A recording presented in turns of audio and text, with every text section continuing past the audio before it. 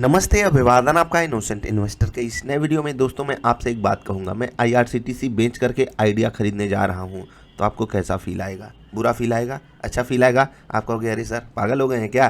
क्या बात कर रहे हैं आप? एक हीरा कंपनी को बेच रहे हैं और एक जीरा कंपनी को खरीदना चाह रहे हैं। तो भाई यही हुआ है। मैंने खरीदा क्या? नहीं, लेकिन जिनको हम फॉलो करना चाहते हैं उन लोगों ने ऐसा काम किया है। चलिए ITC की बात करेंगे। आई से इसका भी नाम चालू होता है। लगातार चौथे दिन इसमें एक गिरावट देखने को मिल रही है। क्या मौका है खरीदने का? मेरे हिसाब से बन रहा है। क्यों? स्विंग ट्रेड के हिसाब से यहाँ पर एक बेहतरीन अपॉर्चुनिटी आपको मिल सकती है। 15 मिनट, 30 मिनट, 1 घंटे की कैंडल्स पे आपको एक बेस बनता हुआ दिखाई देगा 221 रुपये के आसपास। अगर बाजार स्टेबल हुई तो आप यहाँ पर 2% के आसपास का गेन बड़े आसानी से पा सकते हो। मौका तलाशने की कोशिश कीजिएगा। रिवर्सल पे ही ट्रेड लेना है, आज नहीं कल। अभी जाने दीजिए, हम बात करेंगे ये IRCTC बेचकर कोई आइडिया क्यों खरीदेगा। कोई आइडिया क्यों खरीदेगा IRCTC को बेचकर, यही हम डिस्कस करेंगे। सबसे पहले देख लेते हैं वो लिस्ट जहाँ से मैंने ये डेटा पाया, और आपको भी ये लिस्ट बहुत ध्यान से पढ़नी चाहिए। टॉप 10 बाइज को देखिए मिड कैप में, और टॉप 10 सेल्स को देखिए मिड कैप में। मतलब कि मध्यम सेगमेंट की कंपनियां, ना ही वो ब्लू चिप हैं, ना ही वो बहुत ही स्मॉल कंपनियां हैं। उनमें क्या ट्रांजैक्शन किया है अपने यहाँ के इंस्टीट्यूशनल इन्वेस्टर्स ने, ठीक है, अपने यहाँ के इंस्टीट्यूशनल इन्वेस्टर्स ने उसमें क्या ट्रांजैक्शन किया आपको मैं दिखाना चाहता हूँ। वोडाफोन आइडिया सबसे ज़्यादा खरीदारी किया हुआ स्टॉक है। 349 करोड़ की इन्वेस्टमेंट यहाँ पर बढ़कर हो गई 560 करोड़ की। ये छोटी बात है? बड़ी बात है। सबसे बड़ी बाइंग यहीं पर हुई है। JSW एनर्जी, उसके बाद मतलब स्टॉक्स में डिस्कस करूंगा जितने भी स्टॉक्स हैं। सबसे पहले IRCTC, यहाँ पर जो है ये माल बेचा है 520 करोड़ से घटा करके मात्र 194 करोड़ पे आ गए हैं। ये बड़ी बात है क्योंकि 61 लाख शेयर्स होल्ड करते थे अपने यहाँ के इंस्टीट्यूशनल इन्वेस्टर्स, और अभी उनके पास मात्र 24 लाख शेयर्स हैं। सोच कर देखिए कहानी कैसे पलट रही है। अब ये हुआ क्यों, वो हम ज़रा सा डिकोड करेंगे और फिर आएंगे इस लिस्ट पर, क्योंकि इस लिस्ट में हमारे लिए समझने बूझने के लिए काफ़ी चीज़ें हैं, ठीक है। सबसे पहले बता दूं, क्या IRCTC हीरा से जीरा बन चुका है या आइडिया जीरा से हीरा बन चुका है? नहीं, दोनों की कहानी लगभग सेम है, बस कुछ डेवलपमेंट्स हुए हैं। सबसे पहले यहाँ पर जो ये इतना बड़ा मोमेंटम आ गया, इसके पीछे बड़ा पैसा, इसके पीछे बड़ा पैसा। अब बड़ा पैसा अगर इतना बड़ा मोमेंटम ला रहा है, कहीं ना कहीं वो प्रॉफिट बुक करेगा। वो हवाबाजी के लिए तो इतना बड़ा मोमेंटम लाता नहीं है। उसने प्रॉफिट बुकिंग कहाँ पर की, किस तरीके से की, वो मैंने आपको समझाने की कोशिश की। मैंने खुद डिकोड करने की कोशिश की।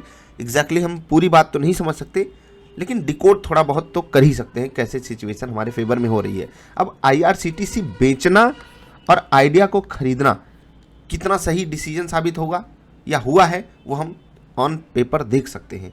क्योंकि आइडिया जो है 6 रुपये से 12 हुआ, और 12 से लगभग 18 चला गया, 3 गुना हो गया। अभी सितंबर से आप जाकर देखिए, सितंबर से मैं बात कर रहा हूँ, अप्रॉक्सीमेटली 3 गुना या दुगना तो बड़े आराम से, ठीक। अब IRCTC क्या हुआ, ऊपर के लेवल से ठीक ठाक इसमें करेक्शन भी आ गया। एक 1250 वाला स्टॉक आपको 850 में मिलने लगे, 400 रुपये की एक बड़ी गिरावट आपको देखने को मिले, और 1200 के कंपेरिजन में 400 रुपये की गिरावट अप्रॉक्सीमेटली 35% की गिरावट होती है। और एक मिड कैप कंपनी, एक बढ़िया कंपनी, एक हीरा कंपनी अगर 35% नीचे मिल रही हो तो किसको नहीं इंटरेस्ट होगा। लेकिन अगर उसको जानबूझकर 35% तोड़ा गया हो तो आप क्या कर सकते हो? कुछ कर सकते नहीं। चलिए, IRCTC काफ़ी बज़ में रहने वाला स्टॉक था, इवन अभी भी है। अब यहाँ पर अगर कोई बड़ा मोमेंटम आता है पॉजिटिव साइड, तो याद रखिएगा वहाँ पर आपको ट्रैप करने की ही ज़्यादा कोशिश होगी। अब तक क्या था कि उनको प्रॉफिट बुकिंग करनी थी। और देखो दोस्त, ये जो लिस्ट है ना, ये हमसे झूठ तो नहीं बोलेगी कि 520 करोड़ से कोई अगर 194 करोड़ पे आ गया, इसका मतलब है कि उसको वैल्यूएशन महंगा लग रहा है, काफ़ी महंगा लग रहा है। क्योंकि बाजार में आपने देखा होगा DIIs की लगातार खरीदारी रही है, और म्यूचुअल फंड्स ने अगर ऐसा काम किया है तो कुछ तो उनको गड़बड़ यहाँ पर दिखाई दे रहा है। आप इसको डिकोड अपने हिसाब से भी कर सकते हो। अब हम बाकी लिस्ट की बात करें उससे पहले बता दें कि आइडिया क्यों खरीदा उन लोगों ने। सबसे बड़ी चीज़ आइडिया में जो टैरिफ हाइक हुआ, इसकी संभावना पहले से रहती है। और देखो यार, जो बड़े प्लेयर्स होते हैं, अगर उनको इतनी भी जानकारी नहीं रहे, उनका बड़ा पैसा लगना है, तो उनको ज़्यादा दिक्कतें होती हैं। बाकी दिक्कतें यार सबके लिए अपने पैसे की वैल्यू बढ़ी हुई होती है, बस उनको जानकारी पहले मिल जाती है। उन्हें पता रहता है यार रेट हाइक होना है, और इसी कारण ऐसा होता है। ठीक है, सरकार की तरफ से सपोर्ट दिया गया, यही सब चीज़ें हैं जो स्टॉक को भी फेवर की। अगर उनका पैसा यहाँ पर नहीं लगता तो स्टॉक इतना तेज़ी से भाग भी नहीं सकता था।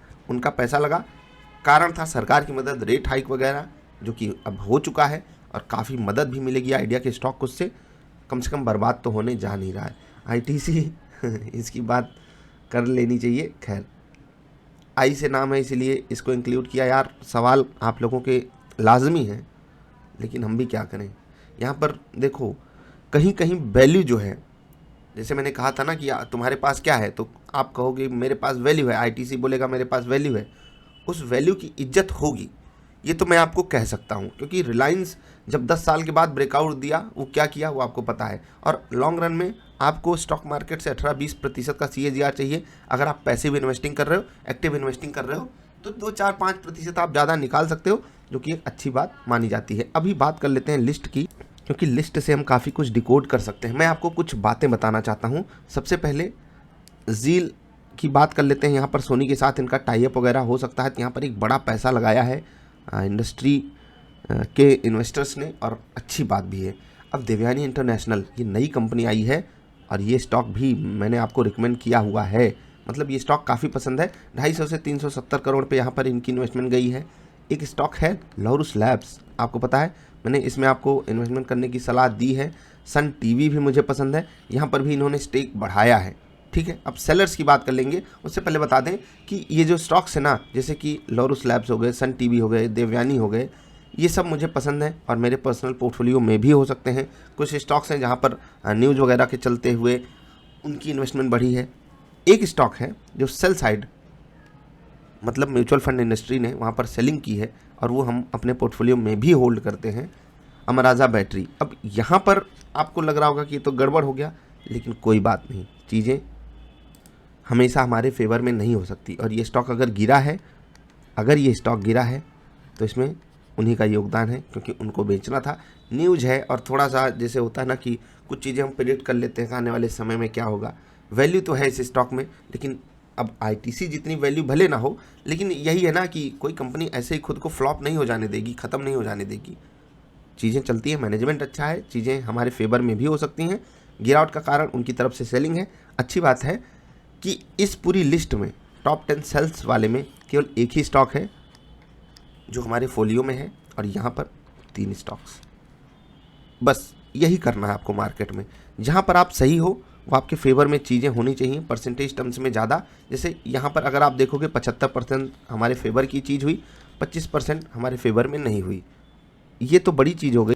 लेकिन अगर आप इसको 66% पे भी रख लेते हो ना, 66:33, तो ये भी एक बड़ी चीज़ मानी जाती है। रिस्क रिवार्ड आपके फेवर में है, आपके फेवर में बाजार रहेगी ही रहेगी। और देखो, यहाँ पर स्टॉक सिलेक्शन की बात हो गई, मोमेंटम की भी बात होती है, प्राइस एक्शन की भी बात होती है। हर जगह पर आपको लगभग यही एक्यूरेसी लॉन्ग रन में देखने को मिलती है। कभी कभी ये हो सकता है आप हर जगह सही हो जाओ, कभी कभी ये भी हो सकता है आप हर जगह गलत हो जाओ। बाकी अब आपने जान लिया कि न्यूज़ बेस जो होता है वो बड़ा बन सकता है।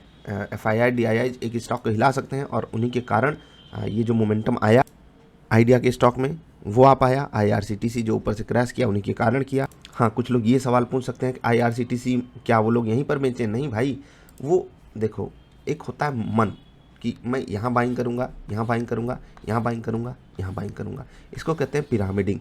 ठीक है, बड़ी जो इंडस्ट्रीज़ होती हैं या इंस्टीट्यूशनल इन्वेस्टर्स होते हैं वो इस पर बड़ा फोकस रखते हैं, क्योंकि उनके पास लगातार पैसा आ रहा है, उन्हें पिरामिडिंग करनी ही पड़ेगी। उन्होंने यहाँ बाइंग किया, यहाँ बाइंग किया, यहाँ बाइंग किया, यहाँ बाइंग किया। अब वो जब ऊपर जाने लगा स्टॉक, यहाँ सेल किया, यहाँ पर सेल किया, यहाँ पर सेल किया, यहाँ पर सेल किया। मैं ये नहीं कह रहा हूँ कि उन्होंने यहीं पर माल बेचा, लेकिन जब वो यहाँ पर बेचे हैं, वापस यहीं पर स्टॉक आ रहा है, क्या यहीं पर वो खरीद लेंगे? नहीं खरीदेंगे। यहाँ पर आएंगे खरीद लेंगे? नहीं। यहाँ पर आएगा खरीद लेंगे? नहीं। यहाँ पर आएगा खरीद लेंगे? नहीं। तो आपको अकॉर्डिंगली अरेंज करना। मैं ये नहीं कह रहा हूँ कि इस लेवल पे उनकी तरफ से बाइंग नहीं आ सकती, मैं सिर्फ ये कह रहा हूँ अगर उन्होंने यहाँ पर सेल किया है तो दोबारा यहाँ पर बाइंग करने के लिए उन्हें कुछ बेटर रिजल्ट्स का इंतजार रहेगा, बेटर वैल्यू का इंतजार रहेगा। अगर उनको मिलेगा वो फिर से खरीदेंगे।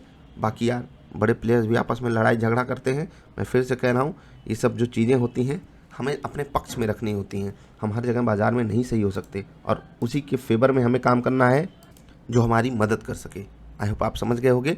वीडियोज़ आपके लिए और भी हैं, चैनल पर जाकर देखिए। अभी विदा ले रहे हैं, IRCTC बेचकर आइडिया का स्टॉक लोग खरीदते हैं और यही स्टॉक मार्केट की सच्चाई है। एक अच्छे खासे स्टॉक की वैल्यू 2 कौड़ी की हो सकती है, 2 कौड़ी के स्टॉक की वैल्यू अच्छी खासी हो सकती है। हाँ, बस वहाँ पर एक न्यूज़ चाहिए होती है। अभी इतना ही, जल्दी मिलेंगे। मैं यहाँ पर आपको रिकमेंडेशन नहीं दिया हूँ कि आइडिया खरीद लो या IRCTC बेच दो। आपको अकॉर्डिंगली अरेंज करना चाहिए। ट्रेडर हो, इन्वेस्टर हो, आप डिफाइन कीजिए। उसके लिए भी चैनल पर वीडियोज़ अवेलेबल हैं। जल्दी मिलेंगे। नमस्कार।